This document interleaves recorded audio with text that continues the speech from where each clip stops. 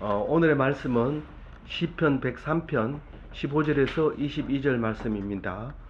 그런데 15절과 16절만 읽고 묵상하도록 하겠습니다.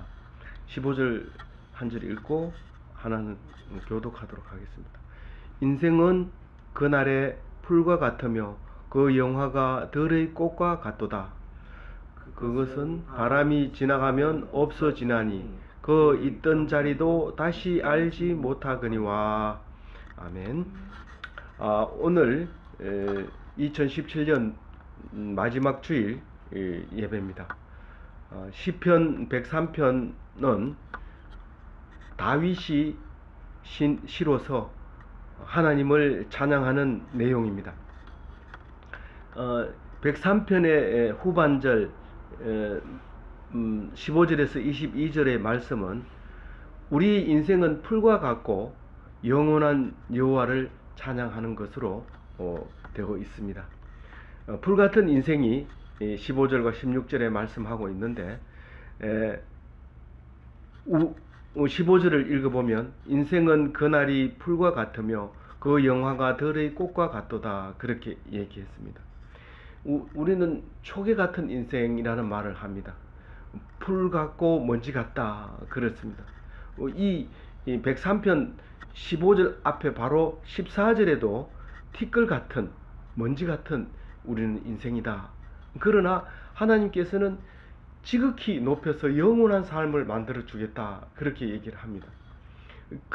이 다윗의 그 신앙 고백은 우리는 지극히 작은 먼지 같은 인생인데 즉 영원한 존귀한 자로 높여주는 하나님의 놀라운 믿음의 능력을 우리가 전반부에서 묵상을 했습니다.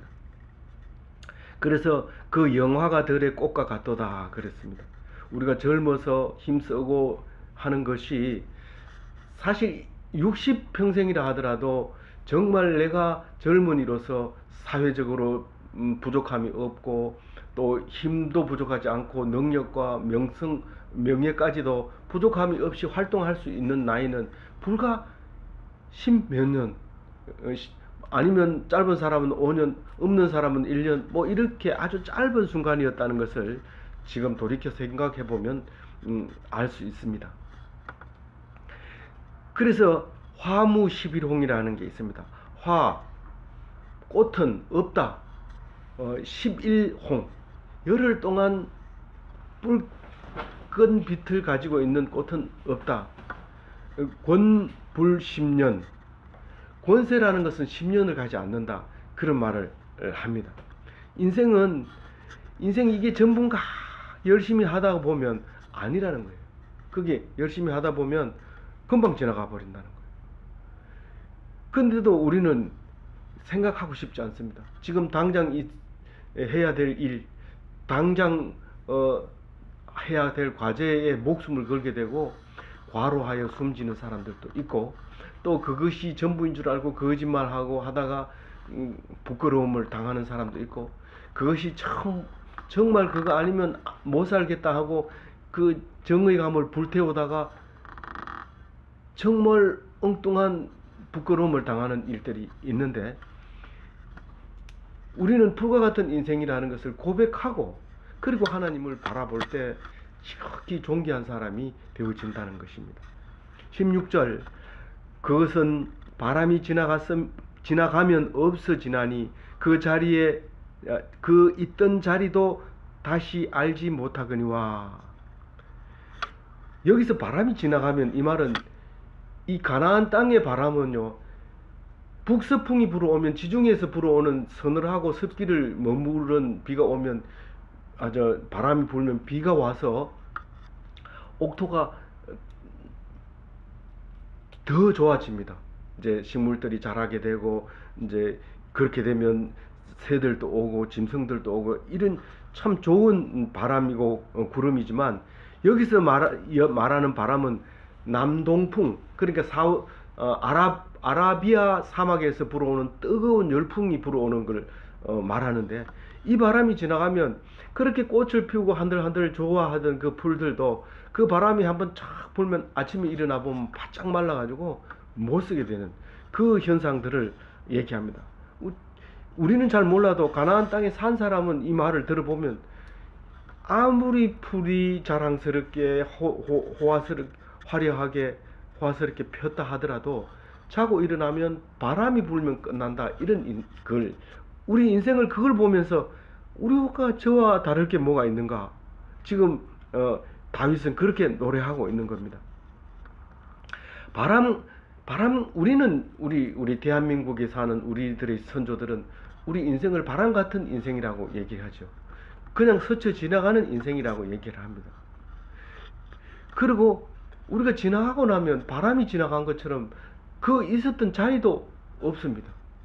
우리 집 앞에 나무가 어렸을 때 잘 자랐던 나무가 나이 많아가지고 가보니까 그 고목이 돼서 그루터기도 이제 안 보일 정도로 사라져 버리고 없는 것을 발견할 수 있습니다. 우리는 늘 학교에 갔다 오거나 어디 밖에 갔다 들어오면 그 나무가 있는 밑에 앉아 있었고 그 나무를 의지하면서 살았지만 세월은 그것을 붙잡아 놓지 않고 사람도 마찬가지지만 나무도 그렇게 없어지고 그 앉아 있던 자리, 그 나무가 서 있던 자리, 그 없어집니다. 제가 이제 학교에 30년은 안 되지만 30년 가까이 이제 학교에서 교직으로 일하고 자리를 잡고 있었지만 이제 은퇴할 날이 얼마 안 남았습니다. 근데 지나가면 아무도 기억하지 않습니다. 현직에 있는 교수들만 기억하게 되겠고 또 현직에 있어도 자기가 담당하고 있는 과목 교수들만 이름을 기억하지 그 전에 누가 있었는지 무엇을 했는지 어떤 일이 있었는지 아무도 기억하지 않습니다. 그래서 어떤 사람은 그 흔적을 남기고 싶어서 논문을 쓰고 논문집을 만들고 두껍게 만들어서 한 권씩 주고 그 논문 읽어봅니까?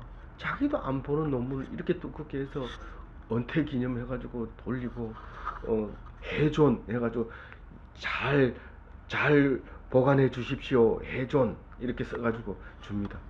저도 받은 게 많은데 한꺼번에 다 창고에다 넣어놓고 제가 돌아서 가면 그건 다 없어질 겁니다.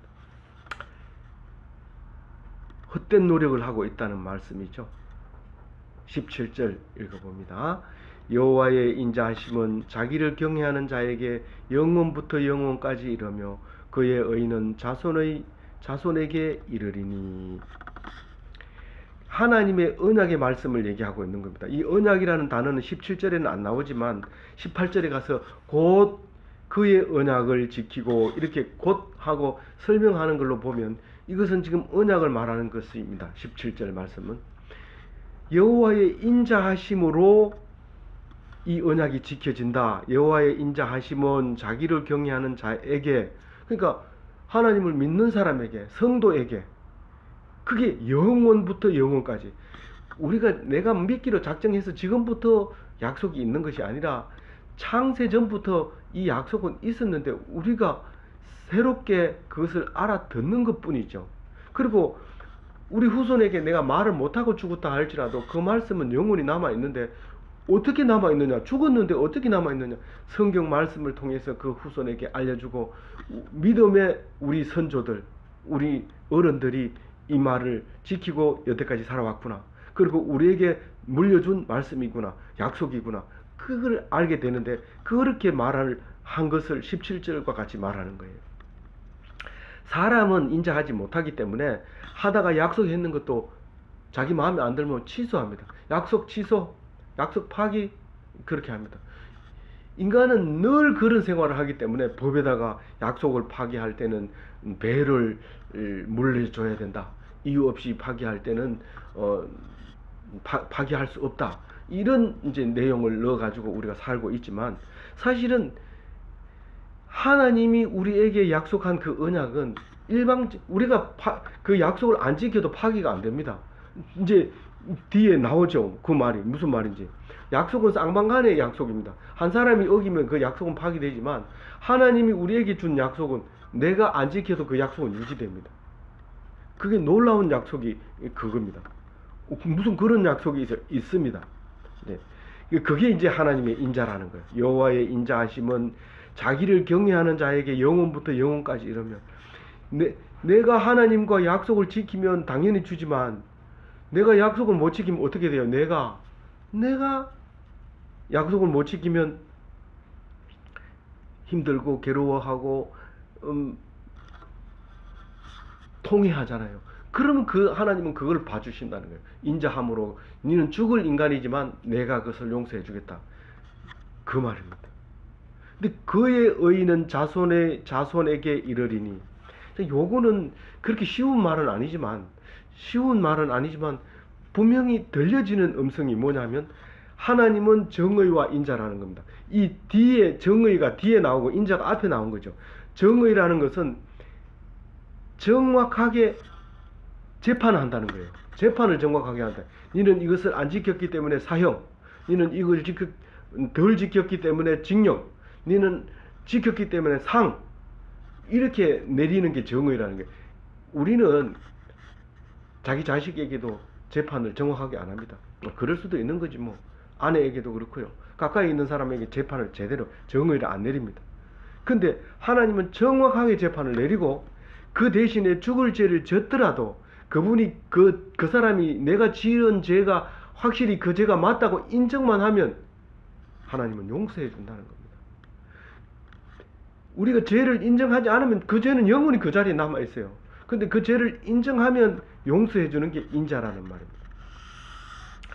하나님의 속성에 대해서 이 말씀을 듣고 있는 사람이 못 알아듣는 사람이 없습니다. 다 알아듣지만 생각하기 싫고 안 하는 겁니다. 그런데 이 시간을 통해서 이 말씀을 읽고 이해되어지고 그것을 또 머릿속에 집어넣음으로써 우리가 억울하다고 말하지 않는 거예요. 억울하다. 그런 소리를 할 수가 없는 거예요. 하나님이 정의롭기 때문에. 그리고 내가 죽을 죄를 졌음에도 죽을 죄를 졌으니까 내가 죽어야지. 그렇게 하지 않아도 된다. 하나님 용서해 준다는 겁니다. 그래서 17절 말씀이 오늘 중심 말씀이 됐습니다. 18절 읽어봅니다. 곧 그의 언약을 지키고 그의 법도를 기억하여 행하는 자에게로다. 이 약속은 언약을 지키는 사람, 법도를 기억하여 행하는 자에게 약속이 지켜진다고 18절에 말하고 있습니다. 그런데 이 말은 언약을 사람이 지킬 수 있다는 뜻이 아닙니다. 이 법도를 기억하고 행한다는 뜻이 아닙니다. 우리는 그렇게 할 수 없어요. 언약을 지킬 수 없고 법도를 지킬 수 없고 우리는 하나님이 우리에게 한 약속을 지킬 수 없습니다. 그런데 어떻게 그 약속이 지속이 되냐고요. 그것은 인자 말고는 지속시킬 수 있는 방법이 없습니다. 하나님이 인자함으로 그걸 지킨다고 다윗은 얘기합니다. 이 다윗의 이 신앙 때문에 예수 그리스도가 올 수밖에 없습니다. 예수님이 오셔서 네 언약을 지키지 못하고 네 법도를 지키지 못하고 그런 너에게 내가 대신 죽어서 그것을 네가 지킨 걸로 할게. 네가 법을 어기지 않은 걸로 할게. 그래서 지은 죄를 흰눈같이 씻어버리는 그 예수 그리스도가 오시게 되는 거죠. 그래서 다윗의 후손으로 와야 되는 겁니다. 이 다윗이 그 시를 썼기 때문에 그 시에 응하는 그 대속물이 와야 됩니다. 그게 예수님입니다. 그래서 다윗의 후손 하면서 예수님을 부르게 되는 것이죠. 19절 읽어봅니다. 여호와께서 그의 보좌를 하늘에 세우시고 그의 왕권으로 만유를 다스리시도다. 하나님은 어디에서 통치를 합니까? 지금 19절은 왕권을 이야기하고 있는 건데 하나님은 우리를 왕권으로 다스리는데 그 왕권이 어디냐면 하늘의 보좌. 그 우리나라 왕은 어디에 있어요? 서울에 가면 그 왕궁에 있어요.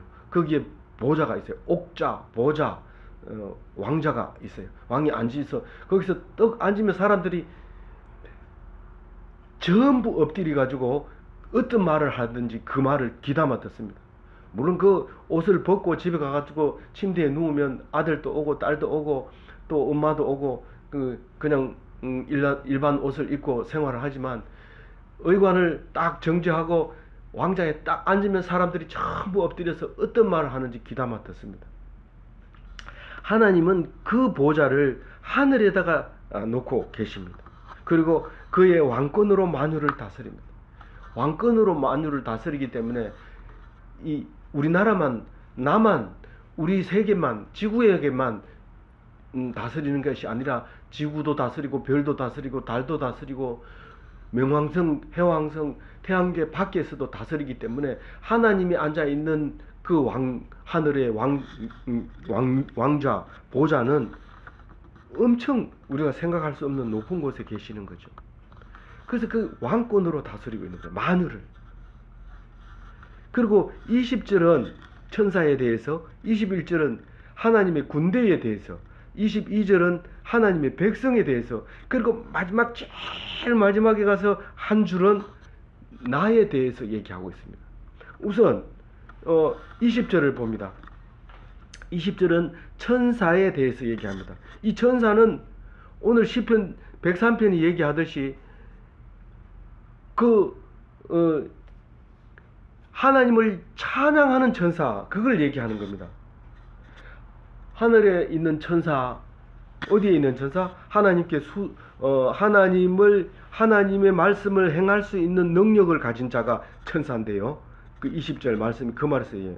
능력이 있어 여호와의 말씀을 행하며 그의 말씀의 소리를 듣는 여호와의 천사들이여 여호와를 송축하라.